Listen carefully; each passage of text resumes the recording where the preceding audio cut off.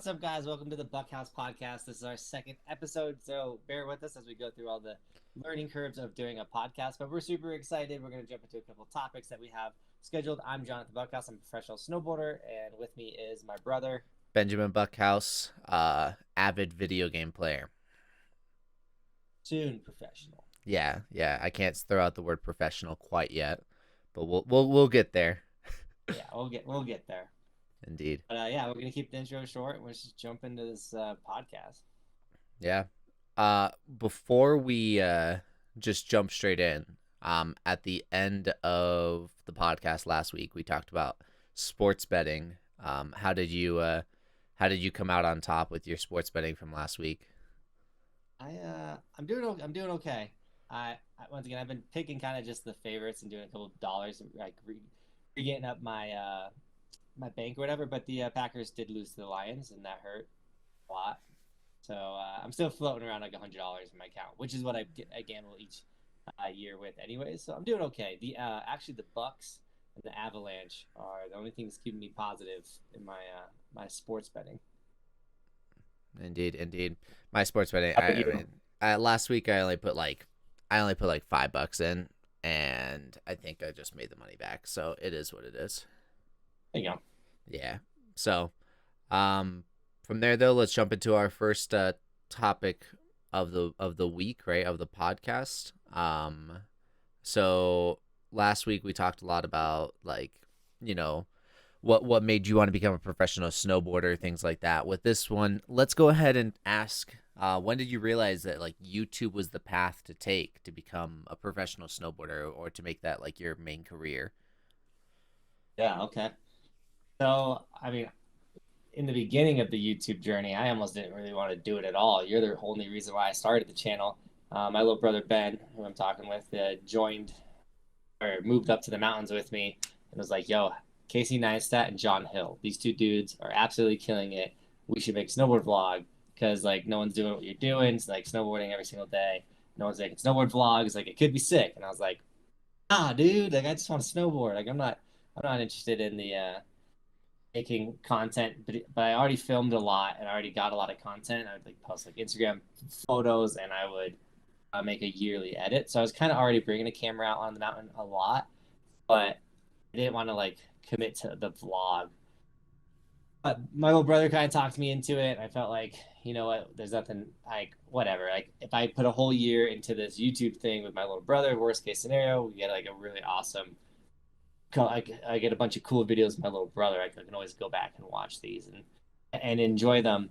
And so Ben talked me into it. I was like, if we're going to do it, we're going to go hard. We're going to go 130 days. So we created the challenge of riding 130 days in a ski season, which is, I usually get nowadays like 160 plus.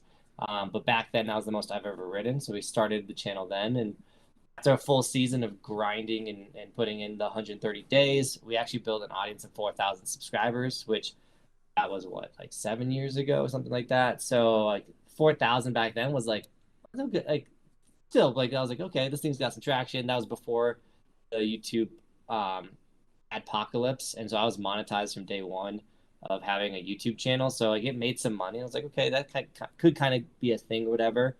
And then at the end of that year, I realized I was having a baby. My son Roman was going to be born, so I was like, okay, I got to quit my job at Target and I got to go get a better job. I got a job at Frito-Lay running the chip route up in Summit County.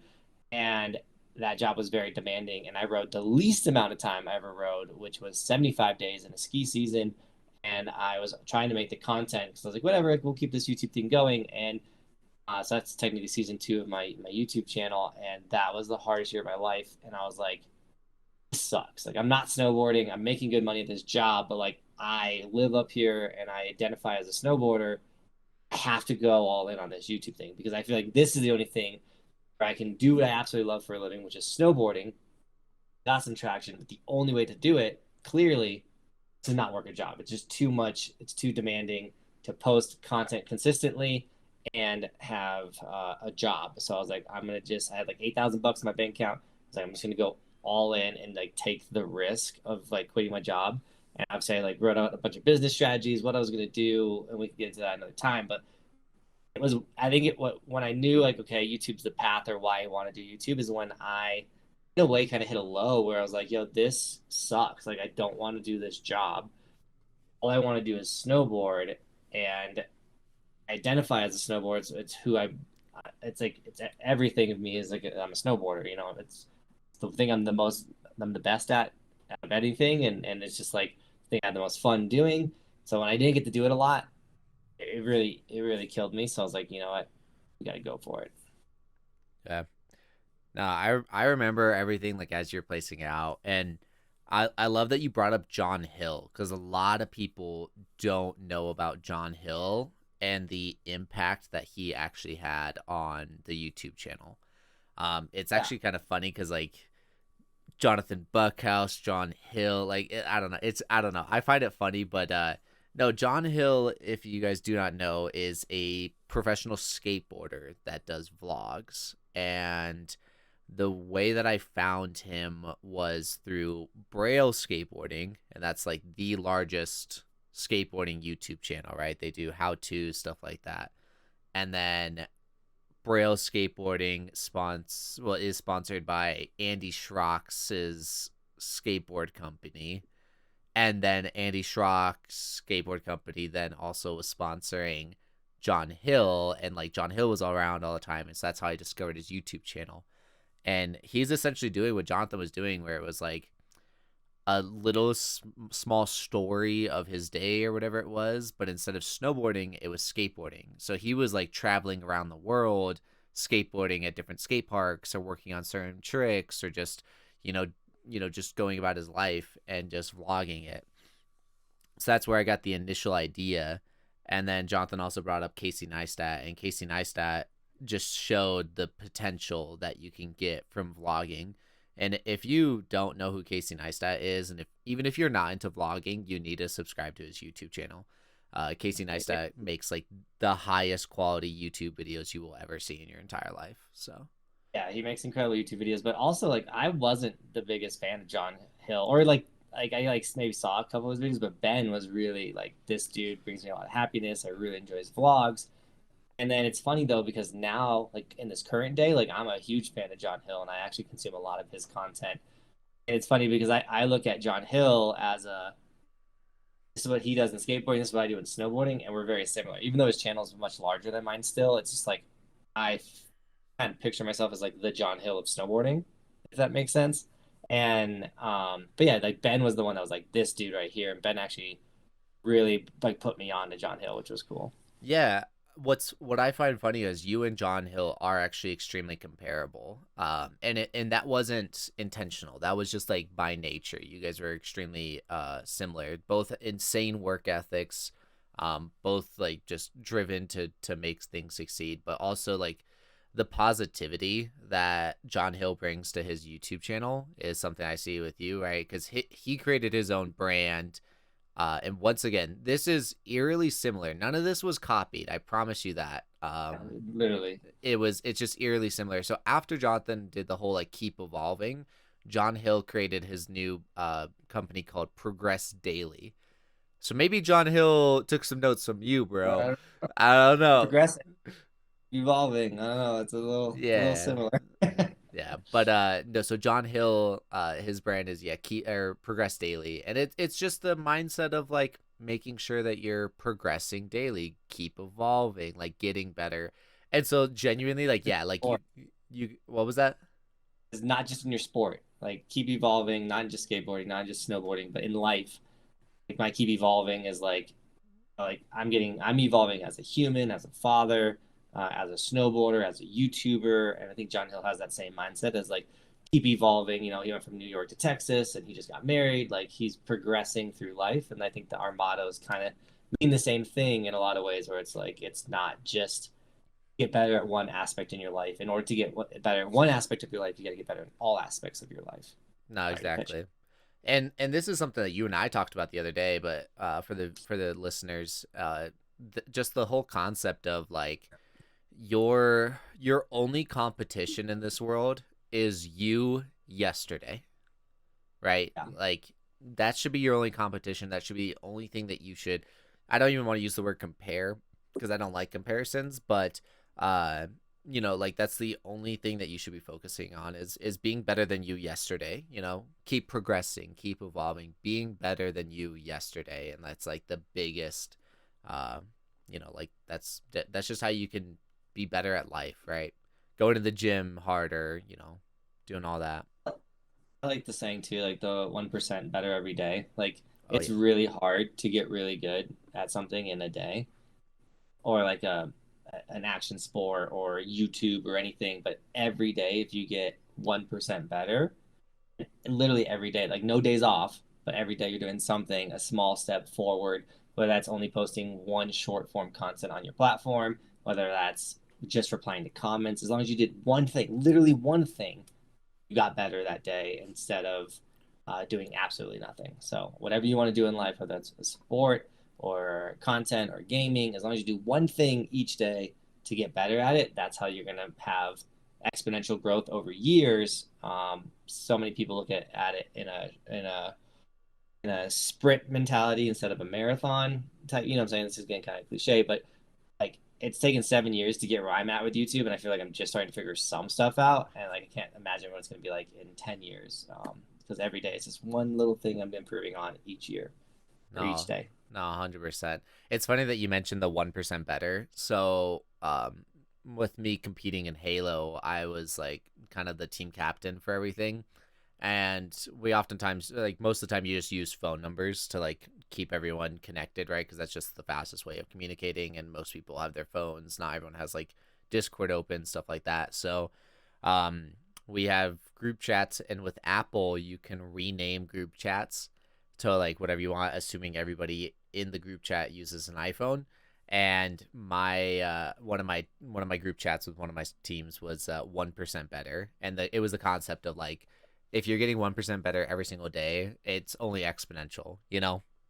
because like if you're at 100% and then tomorrow you're at 101% because you got 1% better, and then like by the 10th day you're at like 112% instead of 110. That 1% better, like it just steamrolls and gets everything. So no, exactly, and that's the similar mindset that you and like John Hill would have, right? And I would say even Casey Neistat would probably be on that, but he's also just Casey Neistat's just a freak of nature, so it's hard to even compare that. Oh, totally. I'm just stoked that he's back in New York actually making content again because as a content creator, it is so important to get inspiration from other content creators. And when my brother was like, we need to do a vlog, I never watched vlogs. And so I was like, well, now I gotta like learn how to even make a vlog. And so I would watch Casey's, I would watch some John Hills, I would watch other vlogs out there to just understand what the format is and how to do it and get inspiration. Now don't copy. Copying is lame.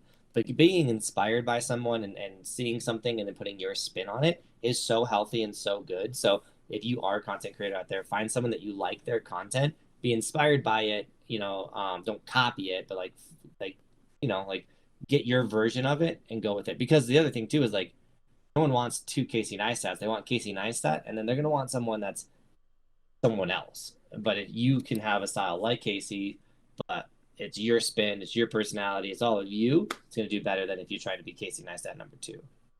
Now, I love watching Casey's videos, even though like and like getting inspiration from them because of a couple of things. His production quality is higher than like anything, and that doesn't equate to like, oh, he just has all the best lighting in the world and the best cameras. Yes, he does, but no, I mean like just his quality of editing and his cleverness behind it, and it's one of those like you can get inspiration from your peers, from like your from Casey Neistat, like all the vloggers on YouTube, the same way that you can get like inspiration from just watching a movie, and just like seeing clever ways that something gets edited, or whether it just be like motivating to watch it.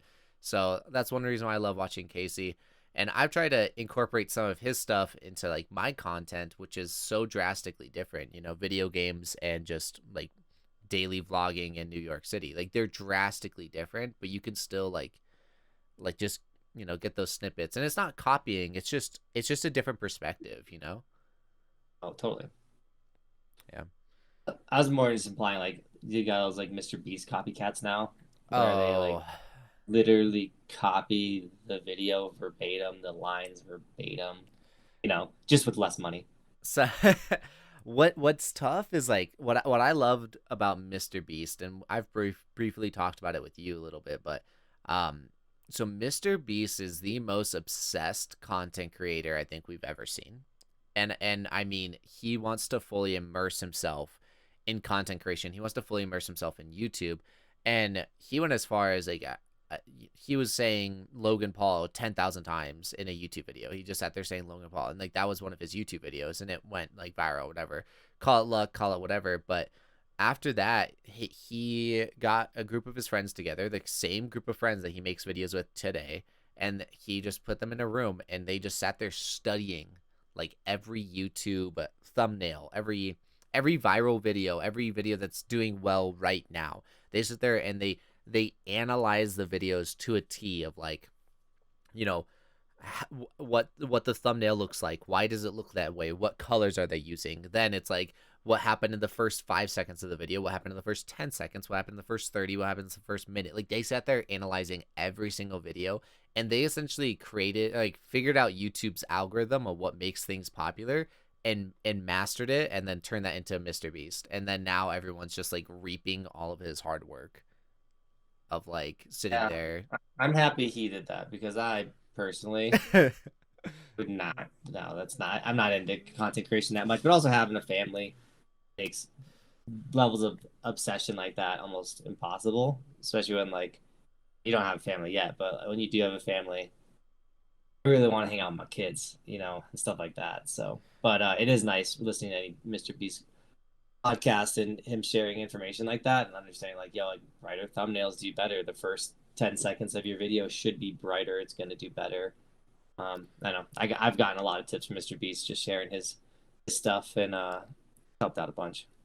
I personally get annoyed by all the copycats out there that try to do Mr. Beast esque videos. Like I don't know, I've slowed down my content consumption. I don't know about you, but I've had a very strong addiction to YouTube. I'm not proud of that or anything like that. No one's proud of any addiction unless it's like I'm addicted to the gym. Like like other than that though, no addiction is good. And I'm happy I slowed down on my content consumption, but like so many people that just I don't know. I think it's more. To me content it's so stale right now. It's so fake. Like there's so many people doing the Mr. Beast thing, but it's fake, and you know that Mr. Beast is like the only one doing it real. But yeah, like I struggle with current day YouTube so much. Now there are some new creators that are very small that I enjoy, but as of like the big names, like what's trending on YouTube, like I can't consume that stuff like at all. It's like, yeah, Nah, I agree, and I know that most of the things that I get, like I would say that most of the Mr. Beast copycat stuff are targeted at a younger audience, and so like I don't have to deal with it like nearly as much. But no, yeah. it's crazy how like one thing will do well, and then it just everyone just follows it. It's crazy how that happens. It's like when vlogs were doing really well, and then a bunch of people started vlogging. No, that's people. No, what I hate so much is on short form content. I've had a bunch of pieces of short form content go like absolutely viral. Accounts like on Instagram or TikTok, or they'll take my TikToks and post them on Instagram, and they straight rip your content and post it, and they don't Did, even tag you or at you. It's so frustrating. And I guess more eyes on you is a good thing. But when it's not a podcast style and it's not like my face and it's me snowboarding or it's an incident that I filmed snowboarding, and then I don't like then you don't get tagged or whatever, and people are just getting millions of views on your content. That kills me. Wait, so which one of your videos got ripped? So I got a bunch of them. So I got the one where like Michael runs into that skier at the bottom of the A51 lift. That's been ripped by like thousands of Instagram accounts that are like snowboarding for life or snowboarding Colorado. Like, like they're not even people, like they're the stupid Instagram accounts that are made that are generic. And then if you're a consumer, stop following those accounts and follow people because they do the same thing for like people that do like an incredible world's first trick that probably will never be done again. that goes viral, then they'll just repost it, and then they're getting all the credit, all the followers, all the the monetization. The person that did the actual trick doesn't go viral. Does that make sense? Like, No, I don't no, know. that's terrible. Because like, Oh, it's so bad with short form content. I hate it so much. So I had like the Keystone Incident one. People have ripped my Keystone Incident and put it on short form. People have ripped me, like dabbing up little kids and sharing it. Some people do tag, and if you do tag, like I can get over it. I can swallow like whatever. But it's like when they don't, it's so brutal. what? And it's so you can't like rip your short like there's nothing on YouTube is incredible. If someone took my YouTube video and posted it, I can immediately be like, yo, they stole my video, and YouTube's like sick, and they take it down. But on Instagram and on TikTok, honestly, there's so many hoops you gotta jump through to get someone to take down someone's video that they stole from you. That's not even worth it. That's terrible. I didn't even know that. I see what you're saying from a different perspective because I've never had anyone rip my content, but like on TikTok, I'll get a video on my For You page and it'll be so funny, but it's like somebody reacting to the original one, right? And every time I see that, like if it's like a stitch or whatever, a duet or whatever it is, I'll go and find the original video and like it. I won't like that second one That's where a it's lot of like, steps. what'd you say? That's a lot of steps. Well, so oftentimes on TikTok, it'll say like hashtag stitch with, and then it'll like tag the original video. So all I do Yeah. is I click on the original video, like the original one, and then I'll go back, right? But what it comes And look, down to is like I that concept that you just said, where it's like this person's reaping the rewards for your stuff, right? Imagine I just go and make a reaction video of your Keystone incident on TikTok. I don't even say a word, right? I just like open my mouth and I'm like, oh, like, oh, whoa. And all of a sudden I get a million views too. Like, that's what people do. That's that literally what people that's what people it, do on TikTok. It's disgusting. I think it's the laziest way to do it. And I can't, hate the game, not the player, right? Type thing. Like you can't really be mad at them for doing that. But it's still like I would rather give credit where credit like is deserved. I think it always comes down to the consumer. Like as the consumers, if we're gonna allow people to do that, then that's the game. But like you said, like I personally, when I see like on Instagram or anything like that, if it's not the original person, yeah, like I'm not gonna watch it, I'm not gonna like it because as once again, I hate it that it happens to me. So the only way to stop it is to not consume what I don't like, if that makes sense. So if I don't No, like other people's content posting on Instagram, well, I'm not gonna like it. I'm not gonna comment on it. I'm not gonna share it. No, I'm gonna just go. And then if it's the original person, so if Sean White posted killing it in the half pipe, I'm gonna like his post and not the 17 other fake Instagram accounts that reposted the same post, just trying to steal his views. I agree, and it's just disgusting that that's the world that we live in. So many people are trying to Thankfully, figure it out. YouTube is different, and I wonder what YouTube Shorts are gonna be like. But at least like actual YouTube, like you can't rip my content and repost it. Like that's so nice. No, no, I've had to like repost a video twice or something, and YouTube, while I was posting it, alerted me being like, "Hey, this is similar to a video that exists, and if you click on it, it literally takes you to my video." So like, I forget my exact situation, but like the fact that YouTube is that smart is incredible. Like it'll recognize if this has already been uploaded before. Yeah, no, it does. Yeah. But on top of that, you know what people can do that this is another thing that's just terrible. You'll notice in some like compilation videos, but um I don't know the limit that it can do, but sometimes you can take a video and just reverse it horizontally and it the like the AIs and the algorithms and stuff can't recognize it as the same video because it's just flipped horizontally. Okay. We'll have to test that. I'll have to try to rip one of your videos and just Yeah. flip it horizontally. My videos, bro. Yes. No.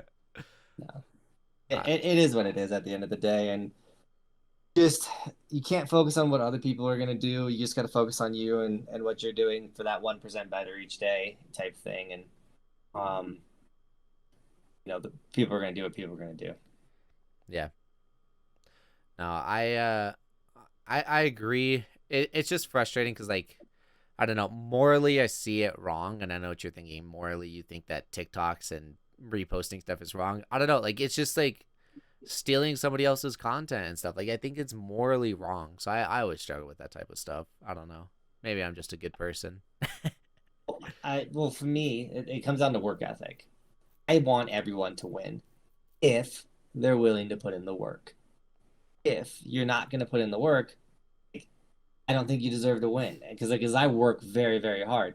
So I'll get kids all the time. They're like, "Yo, can you shout out my YouTube channel? I just started it." And I'll go and check out their YouTube channel and they got one video on there. I'm like, absolutely not. Make 20 videos and post consistently.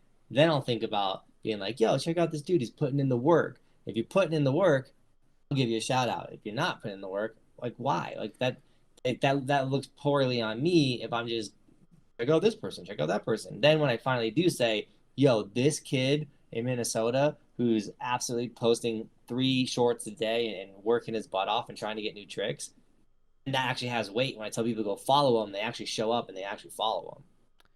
Yeah. And one thing to consider that when it comes to shout outs and stuff, because I that was like a trend a while ago, and people coming on my YouTube videos being like, "Can you shout me out?" Blah blah blah. And it's like I don't even know you or anything like that.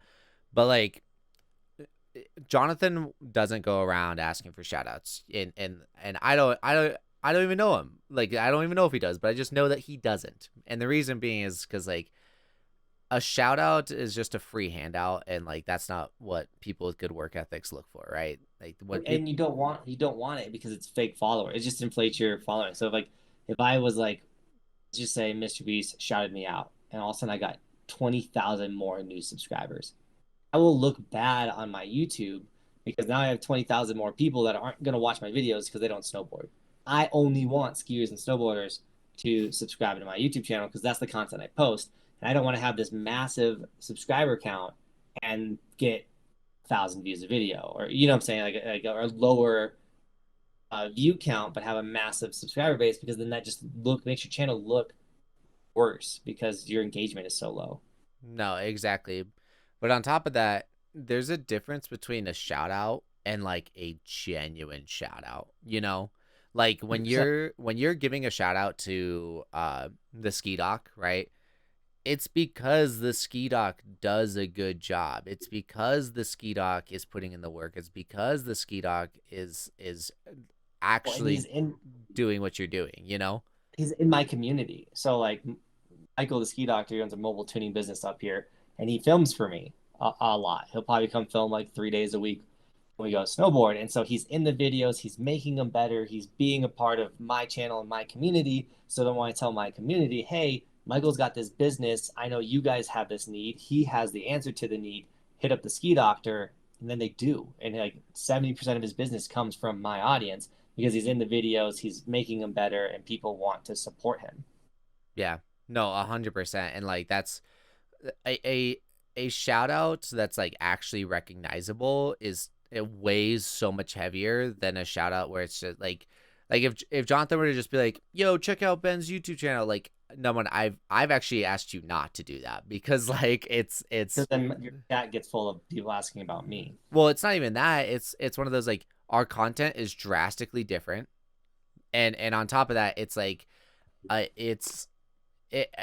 I wouldn't say I'm not deserving of it, but it's like if you're like, Ben, that video you just made is so sick. Like that is so sick. And then if you're like, yo guys, go check out this video that my brother made, that weighs so much heavier than like, go check out his YouTube channel. Like, you know what I'm saying? Like it's just Yeah.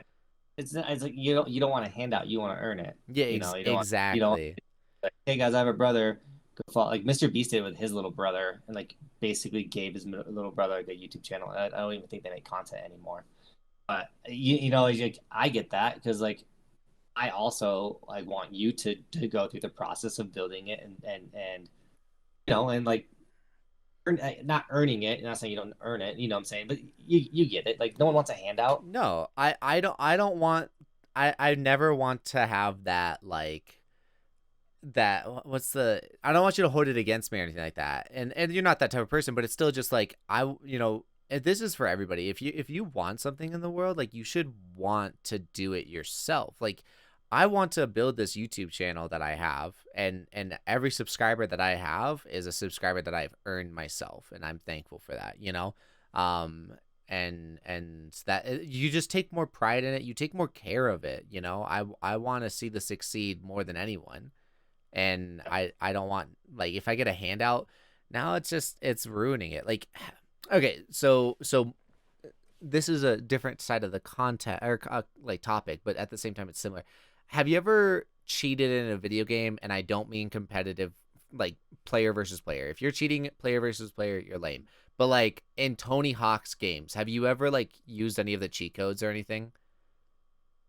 I mean, I do for my gamer score. You know, I might do some shady things to get some high gamer score on my account, but But I get what you're saying. Like, it's more fun when you play the game legit than if you run through the Halo campaign with infinite ammo yeah, like like instant headshot, because then it's just mindless instead of actually like playing and trying and the yeah, doing something difficult and succeeding at rewarding. it is so rewarding in comparison to doing something that's difficult but you have a get out of jail free card. Like, doing something difficult and you have to work for it and grind for it is like, at the end of the day, you're going to be so thankful, right? Like, I'm sure those, I agree. while you were working your job, had Roman and doing YouTube, when you posted that YouTube video, even though it was probably small and minuscule because you were doing so many of them, right? It was probably so rewarding in comparison to being like, uh can I'll pay you to edit this video. You know, like, it's so much more rewarding to like, I will say on that note, yeah, I do like the videos I edit more than the videos that my editors edit. yeah. At the same time, it is nice to have days off and have them editing. That's huge and helps with So like stuff. the But difference between then, what, like the example I gave, and now is like, you've done the work. Like, yeah, you've earned the spot to be like, you know, if you guys don't know, Cody does edit some of Jonathan's YouTube videos, but they're not the vlogs, right? They're just the more like, oh, no, he's on vlogs. okay, He's editing a video a day now. Is the pace that he's on. okay, but you still earned So that. he's doing 5 days a week edits. But then I got Damon who's working on all of the um like the how to videos and things like that. And then every edit that they do, I oversee. You know, I'll go through it, add to it, or not fix, but adjust things if I think it needs to be adjusted. And I think that flow works really well. So they're doing like 95% of the grunt work, and then I jump in and just quickly like polish it up, and then it's 100% ready for YouTube. But there's still like a lot of the opening days, or if like they get behind, or I have Cody working on like resort reviews or a bigger project, or they were grinding rails for a backyard park, like I jump in and I still do edits. And it's just it's different. But one thing I wanted to mention on the like earning something, like I never really got trophies from sports or like ever won like mega snowboard competitions. I've won some Halo competitions, but like when I got my plaque, my YouTube plaque, that was a different feeling. That was like a physical representation of like all the hard work, because you see the YouTube number on the computer.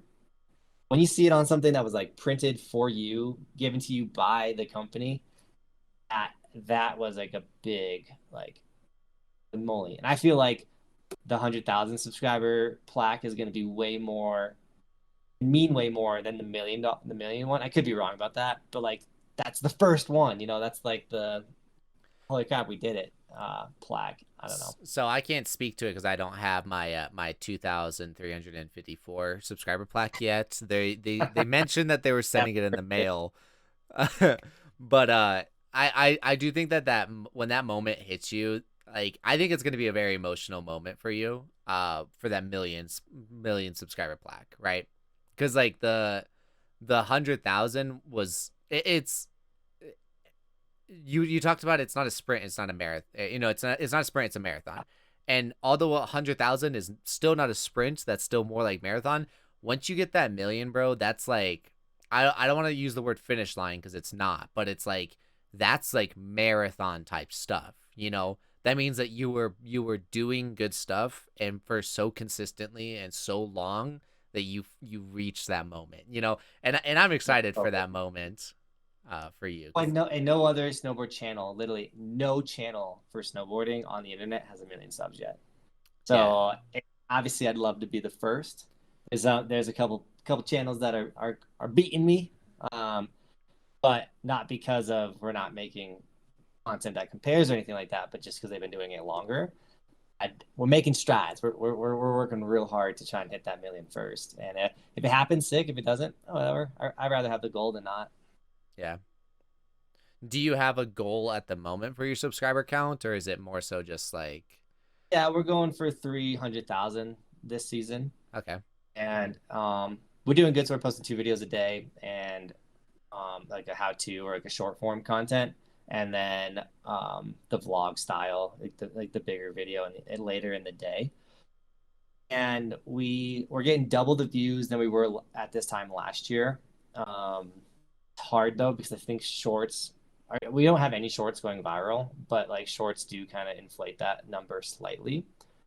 Our subscribers are also double right now than when they were last year.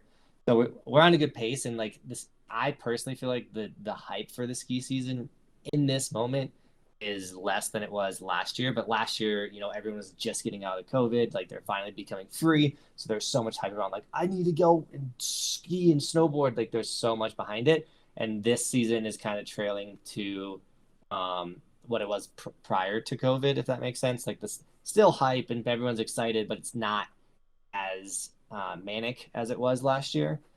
Um, that being said, we're still doing better than we were last year, if that makes sense. But overall, that's a lot of that's because we're posting twice. You're going to get twice the amount of views and subscribers if you're posting twice.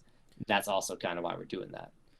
so with that door-to-door solar sales that I was doing, right, which we can talk about that another time, but with it, a lot of the sayings were like, you knock 2 times as many doors, you're gonna get 3 to 4 times the amount of results, right? So for you, if you're posting 2 videos and 2 shorts a day, you're not gonna just double your performance. You could triple, if not quadruple, your performance. Like, Yeah. and that's just the whole like, what you put in is what you get out, right? And so if you're putting in extra work, you're going to get extra rewards. And so that's like And the every concept. video is an at bat at going viral. So like if I post all these videos and they're consistently getting 10 to 20,000 views, it could be the one. Yeah. I didn't think it was going to blow up, but it is the one that blew up.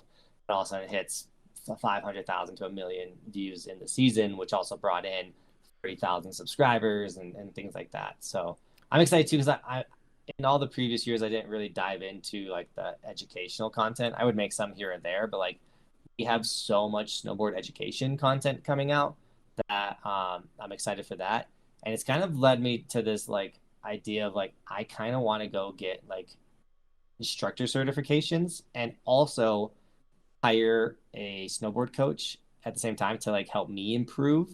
So it's just like as things are kind of shaping up and rolling out, we're figuring out how to make the content. It's like, hey, how can I also, in a way, like learn more about snowboarding? So I'm out here teaching people everything I know about snowboarding, but there's people that know way more about snowboarding than I know. So like, how do I go learn what they know so then I can just come back and once again just make better how-to videos and better stuff like that. I think the snowboard education is a big realm that I haven't touched on. And then I think next year we're going to dive into gear reviews as well and cover all aspects of the sport. So also we're going to be having like how-to content coming out, lots of gear coverage videos coming out, as well as just the bread and butter of the channel, which is the vlog.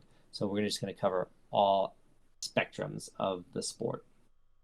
I mean, there's nothing wrong with going like diving deeper into your craft, right? Your craft is snowboarding, so there's nothing wrong with diving deeper and by getting a like your certs, right? You're getting your training certs, and then also getting a coach. So I mean, that's pretty sick. Hopefully you can make a lot of content from that. So now, It, or go ahead, I go was ahead. gonna say, it's the only thing that's hard about that is like that requires either more time on snow or like less time of creation. So if I go get the cert, they're usually like 3-day processes. So like 3 days that I'm not making content. But the nice thing is like we figured out how to make content so consistently and at a high level that it doesn't have like we can take days off and still get our daily, the 2 videos a day, things like that. But it's hard to sometimes it's hard to take your foot off the gas to then put your foot back on the gas even harder, if that makes sense. I mean, you say take days off to go do your certs. Like, you're still not taking a day off. Like, you're Yeah, still, putting in work for the YouTube channel. It's just different work, that's a good That's, point. yeah. But piggybacking off of that statement right there, a ton of people, including myself, this is actually great because there's like two sides of the conversation, but a ton of people, especially when they move up to mountains or anything like that, just experience burnout, right? So for you, where do you stand with burnout? Because like I can say it's safe to say for the listeners and viewers, like Johnathan doesn't experience burnout especially easily. So like what is it for you that is like a driving you know motivator or anything like that? What for you makes it to where you can work every single day of the year and it doesn't make you want to quit? Yeah, like doesn't make you want Yeah. to stop. What is that driving factor for you? There is so much to it, but like one of the biggest things is like I've worked at Target. I've put 50, 60 hours a week in and made very little, like a capped amount of money on top of like working for somebody else, and they're giving you a schedule, they're doing this stuff. I was in the workforce. So then when I look at my channel and what needs to be done for my channel, and just uncomparable work. I enjoy every aspect of this. Like, yes, I might not want to do an edit this morning, or maybe I'm physically tired and it's kind of cold outside. I don't want to go snowboard. All of that is still exponentially better than having a set time that I had to wake up and get to this store and be on time and open the store and run a team and like do all this stuff. So like comparing it to like what I used to have to do to what I have to do now, like I 1,000 times over take what I have to do now. And so um, it's hard to burn out when the jobs I did prior, everyone burns out of their job. It's just a perspective of like, this work is so enjoyable and I love it so much. And I get to decorate my own office the way I want. It's around snowboarding, the thing that I love most in life. And like all of that helps not burning out, as well as like having a purpose, the why, like why you do something. When I was younger, was very influenced by guy named James, and I looked up to him, and I was like, dude, when I grow up, I want to be James. And then when I started the YouTube channel, I started getting all these DMs from these kids being like, "Oh, I look up to you. Like, I'm a better snowboarder because of you," or like, "You helped me get through COVID. Like, all your videos brought me like 15 minutes of joy every single day." And there's thousands and thousands of people looking up to me the way I looked up to James. Really makes it easy to continue to do what I'm doing and not get burnt out because like that's the why behind the channel. It's the purpose behind the channel. It's bigger than me. It's not about me. It's not about how I feel this morning. It's about that dude that who just had kids and everything and is really sad because he thinks his life is over because he's not going to be able to do the things he loves anymore. And then he sees me take my kids snowboarding and we have a great time. And he's like, wait, I didn't even know I could take my kids snowboarding. And now he is being a better dad and taking his kids snowboarding. Like there's so many motivating things behind it of why I get burnt out. And you just gotta, it's what you're focusing on. If you focus on the like, oh, I'm not getting subscribers, or that video didn't do good as the last one, things like that, I believe can cause a lot of the burnout. But like when I have a video that tanks, I'm like, whatever, I'm gonna make a video tomorrow. That one might do better. And if that one tanks, like whatever, I'm gonna make a video tomorrow. That one might be better. Like every video you're gonna make is gonna do better than the last one. And so like some people just focus too much on like negatives of what's going on with their channel and not the positives. Um, yeah, I don't know. That was a good little rant. I don't know what you got, bro. I mean, so for me, I do experience burnout. It's actually quite the opposite of Johnathan. But what's funny is I don't experience burnout with content creation. So like I'm similar on that aspect of like creating YouTube videos and streaming and all that. Like I actually thoroughly enjoy doing it. It's the one thing I'm actually almost always motivated to do is go out and make something.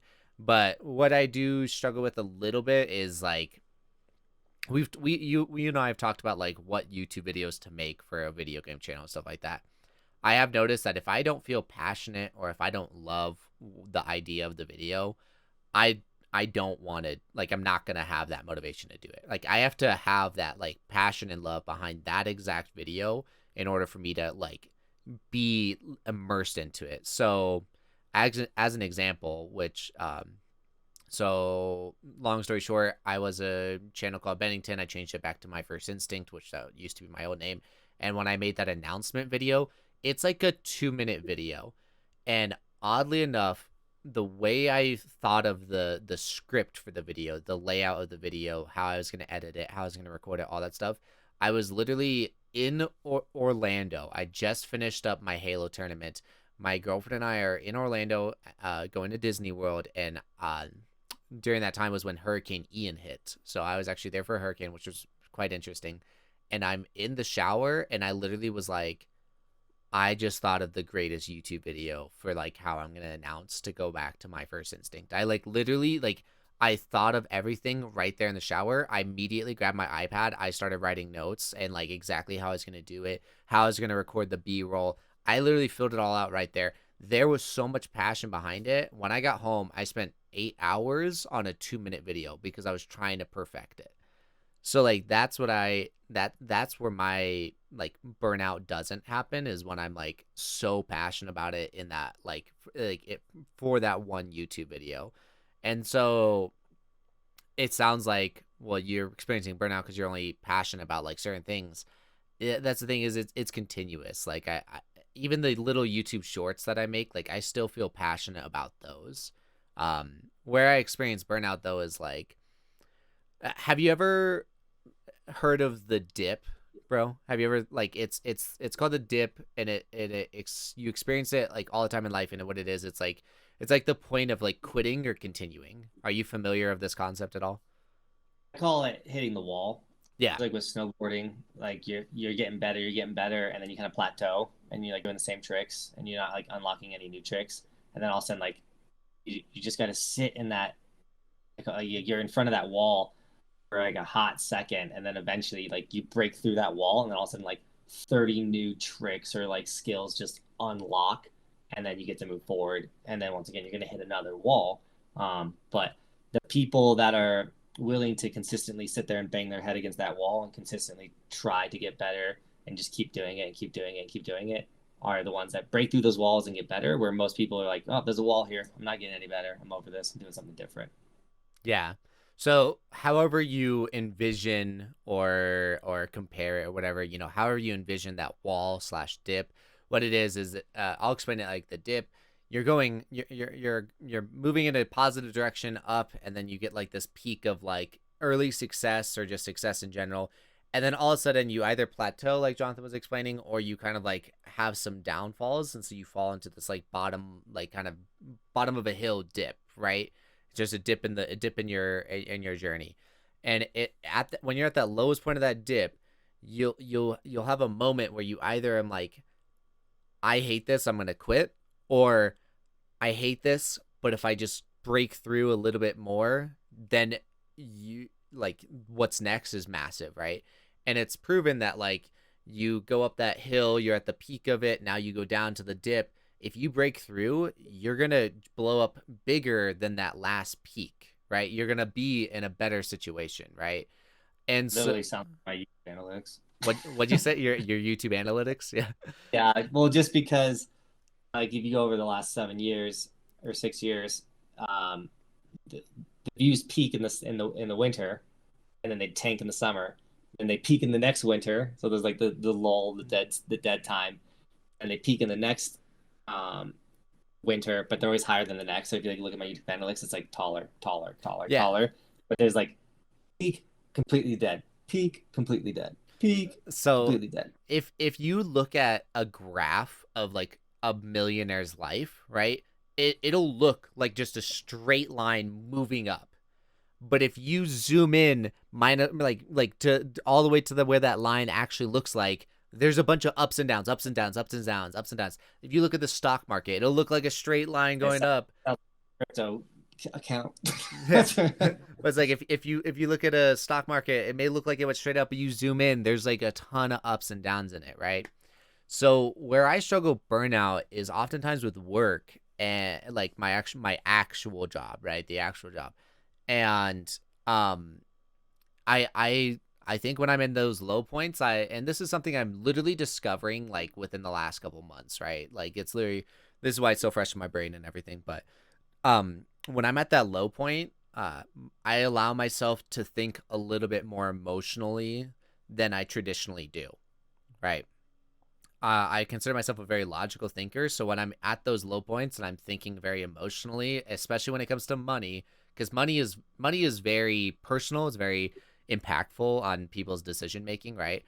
And so, as an example, like I was working as at Best Buy as a form of management. It's a little complicated, but I was in this situation where I was working a very bad shift. I was working 3 to 11 p.m. every day. Like it was miserable, and my manager, I didn't think he was supposed to be in the position that he was in above me, things like that. And I was like unhappy with my situation. I felt recognized but not recognized financially, and that's what sucked. And Best Buy gave out bonuses at the end of this fiscal year, and I bonused $500. I was so stoked. I was like, $500 extra. I was like, that's sick. And then my different manager, not the same one I thought that shouldn't be there, but that my different manager, him and I were pretty close, and he was like, "Oh yeah, dude, like I bonus too," and he was like, "Yeah, I bonused $12,000," and that hit me so hard because I sat there and I was like, I am working the worst shift in the store. I was closing like locking the store every single night. I was working overtime to where I was there until 5 a.m. some days, things like that. Like I was risking a lot of my like social life and a lot of other things. I was I was working my ass off. And so and I will never say that manager didn't deserve the 12,000. I'm not that type of person. But for me to look at that and be like, he made 12,000 extra dollars and I made 500, that hit so hard. And that was that dip. That was the bottom of that dip. That was the wall. And I sat there and I was like, do I want to break through this wall or do I want to sit here for who knows how long? Because with retail, there's no direct path on like moving up in management. It's either like, oh, this person quit, so there's a spot open, like, or that person could work in that position for 20 years. Like there's no clear cut. So I was like, do I sit here and like and be miserable for a second, or do I quit and move on to something else? So I chose to quit and be self-employed, which is a different conversation. But 2 months after I quit, my manager that I was like, I don't think you should be in that position, he got fired, and I would have slid into that position immediately. And I talked with my store manager about it actually yesterday or 2 days ago, and she basically agreed. She was like, "Yeah, if you just stuck out for like 2 more months, you would have been in the management role, and my bonuses would have been like much more like it would have been closer to like 12,000." And so like that's where I experience burnout. I think is when I'm at that bottom of that dip. I think very emotionally, and it bites me in my butt sometimes. At least you can look back and see that. And at the same time too, though, like retail, because I did 5.5 years at Target, I did Frito Lay, things like that. Like they will take advantage of you. Like they like you are just a number when you're working for a company like that and stuff. So yeah, in hindsight, it was 2 months, but in that moment, it really could have been 5 years. Before you got that spot. So That's hard. that's the thing, and there's a saying, and it's a little bit morbid or whatever, but like, so in a lot of situations, you get put in where it's like, the only way I'm going to get promoted is if the next person above me gets fired, which is it's very difficult to get fired in this world if you didn't know. But it's like in order for me to get promoted or whatever, this person either needs to get fired or he needs to die. Like some people are like they will never quit or anything like that, and those are the only ways that you're gonna move up, or if you're willing to move to like a different city or different state. And I'm not that type of person. So, but Yeah, retail's hard, but I think at the end of the day, I think everybody experiences a form of burnout. Like it doesn't want to do something or something negative happens at work, so you're frustrated and you're so mad at your job that you don't want to show up, or you've like, I'm over riding early season groomer runs at this point. I've done it a couple of days. It's like I still need to go out and make content, but like how many times can I ride school marm before I lose my mind riding the same run, hitting the same jumps? But once again, I think it always comes down to the why, your purpose, what are you doing? So like are you working that job? Is it so you can keep working on your side hustle to one day your side hustle becomes your main thing? I was in that shoe when I was for free to play. It are like why the reason why I keep showing up at school marm and making content is because I'm trying to impact those young adults. I'm trying to be that person because snowboarding is in a lot of ways a lonely sport because it's an individual sport. So you might like snowboarding, but if you don't have friends to do it with, and you feel alone on the mountain. But if you can watch one of my videos and feel like you're part of my crew, and there's a chance that you might run into me at Keystone, then you kind of have like a crew, quote unquote, that you're snowboarding with. And if I'm riding the same stuff you're riding, then I'm showing you this side hit that you can hit, and then you go and can hit it and like work on the tricks that I was teaching you guys how to hit. Like that's why I'm going and pounding my head against the same run every single day, type of thing. So like, what is your why? Like, why? What is going to keep you coming back and back? But if you don't have that why, that is why you end up quitting or burning out completely because you're like, I don't have a reason why I should work in this job. Like it was for money and they're not giving me the money. So now that why is not there. So I'm done. I'm out. Yeah, so for me, I think I do struggle with correlating my why together. So my why is very similar to yours, in the aspect of like influencing a younger generation, right?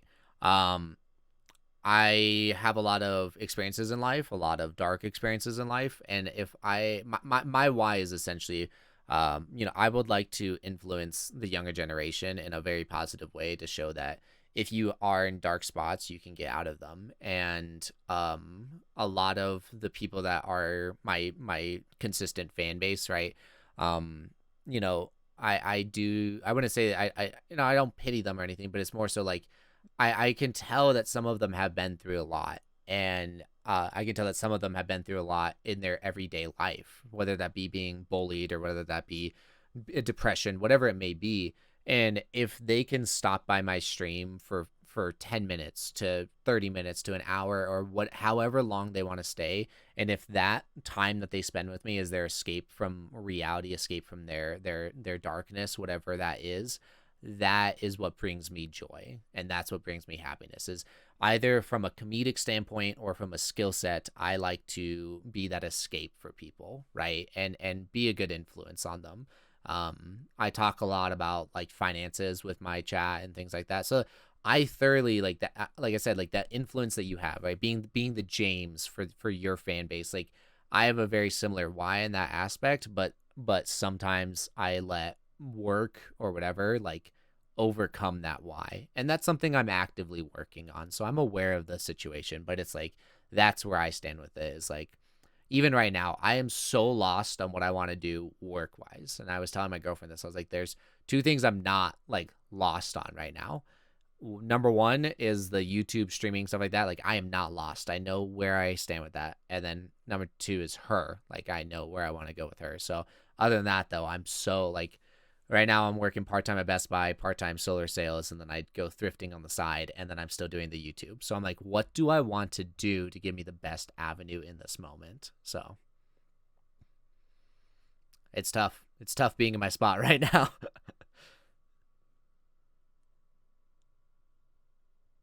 Jonathan? Apparently I've been talking to myself for the last little bit, chat.